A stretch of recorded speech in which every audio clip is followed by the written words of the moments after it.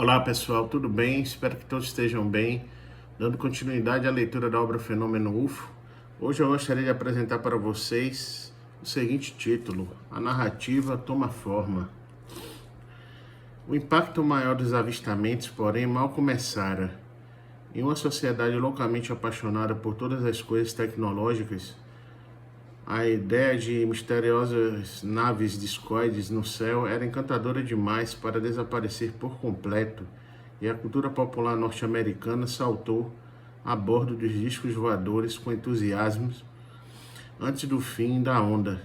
Os mesmos jornais que gritavam as notícias dos avistamentos por todo o país também traziam anúncios de coquetéis recém-inventados na forma de disco voador, sundaes disco voador, sanduíches e hambúrgueres disco voador, além de uma canção intitulada The Flying Saucer Blues. Em 12 de julho, o chapeleiro Frank Barrow de São Francisco anunciou seu mais recente modelo, o Flying Saucer Chapéu, um chapéu em formato de disco para mulheres, com a fita de chifon que descia aos ombros. Nos primórdios do fenômeno, no entanto, não existia ainda um consenso popular quanto à natureza dos pontos e discos prateados vistos nos céus norte-americanos. O News de Port Arthur, Texas, foi uma das vozes que expressou essa incerteza. Em 10 de julho de 1947, o News anunciou um concurso oferecendo $25 pela melhor carta ao editor que explicasse o que eram de fato os discos. Como você explica os discos voadores? Eles são reais ou será que os relatos desses discos são tão falsos quanto uma moeda adulterada? São enviados pelos russos? São mísseis de Marte? A Lua estaria jogando pedaços contra nós por causa daquele radargrama que enviamos a ela um ano e pouco atrás? Ou tudo não passa de um produto das loucuras de verão? Como sugere o texto do anúncio, uma das teorias em voga na época era de que os discos faziam parte de alguma arma secreta russa. Muitas pessoas, no fim dos anos de 1940, temiam que a União Soviética estivesse mais tecnologicamente avançada que as potências ocidentais. A tecnologia militar russa, na época, competia com o melhor que o Ocidente tinha a oferecer.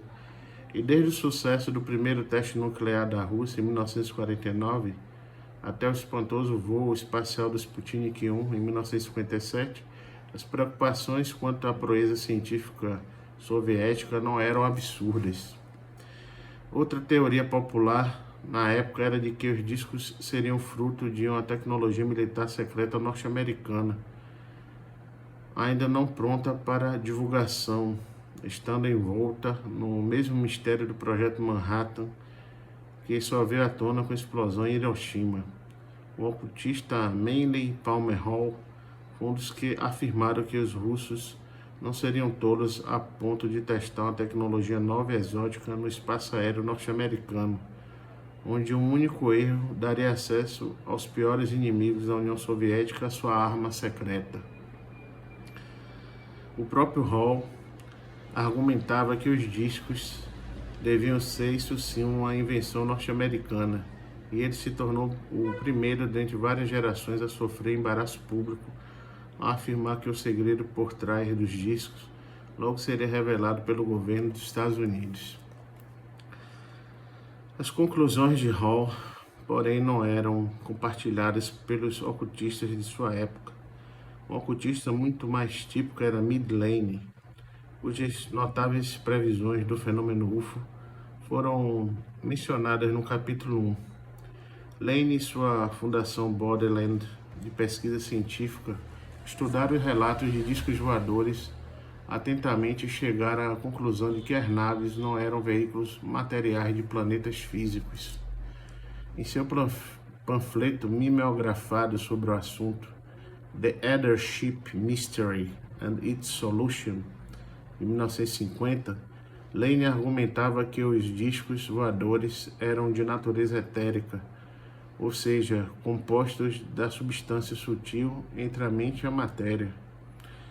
Há muito um dos arcanos centrais da tradição ocultista e construídos e tripulados por seres do plano etérico, os eterianos de OASP. Nos espaços subterrâneos da cultura popular, porém, nenhuma dessas especulações ganhou atenção. As revistas baratas e os quadrinhos que retratavam os medos e as fantasias da emergente geração pós-guerra identificavam os UFOs como espaçonaves alienígenas e ponto final. A fé no progresso tecnológico ilimitado que permeava a sociedade norte-americana em todos os níveis tornava a ideia de viagem espacial inevitável.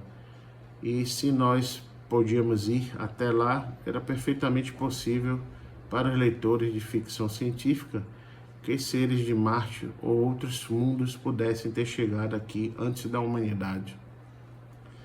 Essas certezas predeterminavam a reação da cultura pulp. Com as revistas de Raymond Palmer previsivelmente na liderança, a indústria pulp entrou na onda dos discos voadores assim que começou, definiu-a como visita extraterrestre e começou a inundar as bancas de jornal com imagens extravagantes de naves discoides de outros planetas. Suas especulações e histórias continuaram a prefigurar o futuro do fenômeno em uma proporção estonteante. Consideremos, por exemplo, a contracapa da edição de novembro de 1947 de Fantastic Adventures, a revista de fantasia de Palmer. Mostrava uma frota de discos dourados na linha do horizonte de Nova York e as palavras: será que os antigos deuses egípcios e de outras civilizações perdidas voltarão à Terra a tempo de evitar uma guerra atômica? O Olho de Horus ainda nos observa. Veja a história na página 170. Em 1947, essa era a trama de um conto de ficção científica esquecível. Menos de uma década depois, havia contatados apresentando a história como uma profecia. Dali a mais algumas décadas, ideias assim seriam levadas a sério em grandes partes do moderno mundo industrial.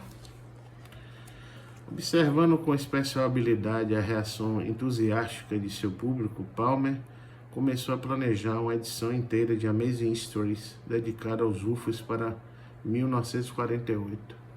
Depois das controvérsias em torno do mistério Shaver, porém seus superiores na rede Ziff Davis resolveram que já bastava lhe mandar suspender o tema. Talvez tenham sido pressionados, como afirmaria Palmer mais tarde, por uma visita de oficiais uniformizados da Força Aérea. Sem hesitar, Palmer conseguiu capital com amigos e lançou sua própria revista, Fate, dedicada a histórias verdadeiras do misterioso e desconhecido. No contexto da época, isso significava, acima de tudo, discos voadores. A primeira edição de Fate saiu na primavera de 1948, com um relato de Kenneth Arnold sobre seu avistamento como artigo principal, acompanhado de uma reprodução artística na capa. Muitos dos autores de Palmer contribuíram para seu novo trabalho. Harold Sherman, autor de Green Man, escreveu para a primeira edição um artigo sobre a paranormalidade na vida de Mark Twain. Logo se tornaria evidente que Palmer tinha um sucesso estrondoso nas mãos. Lançou a segunda revista, Mystic, no mesmo ano. Posteriormente mudou o nome dela para Search e a usava para publicar cartas e artigos que eram demais até para os ávidos leitores de Fate.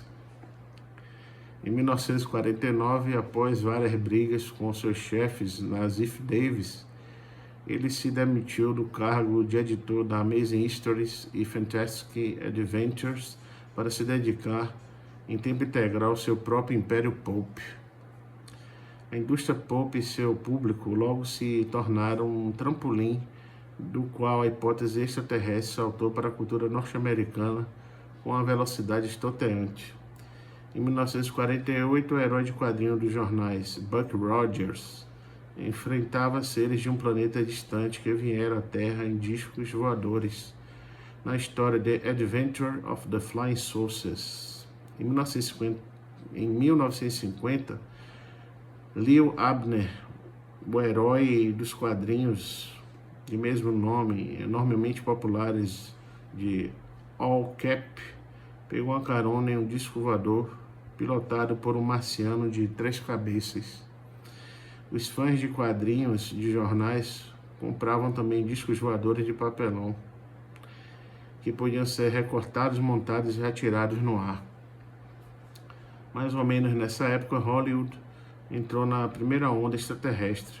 O primeiro filme de discos voadores foi o serial Bruce Gentry, Daredevil of the Skies, de 1949, no qual os discos eram armas secretas manuseadas por vilões terrestres. A mesma trama foi usada em O Disco Voador de 1950, em que o avião terrestre Discord ataca o canal do Panamá. No mesmo ano, porém, foi lançado Flying Discman from Mars, que abriu o caminho para dezenas de filmes B que apresentavam alienígenas hostis invadindo a Terra em discos voadores. Em 1951 foi lançado O Dia em que a Terra Parou, até hoje considerado um dos melhores filmes de UFOs.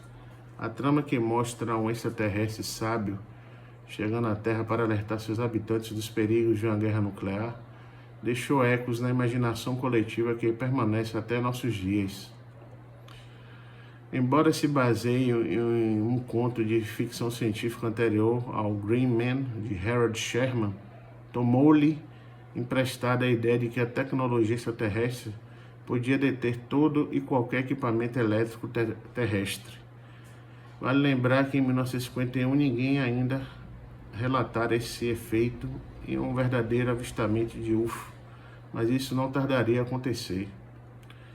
Em 1952, até um mundo normalmente pacato da literatura infantil já tinha seus contatos imediatos com um crescente fenômeno.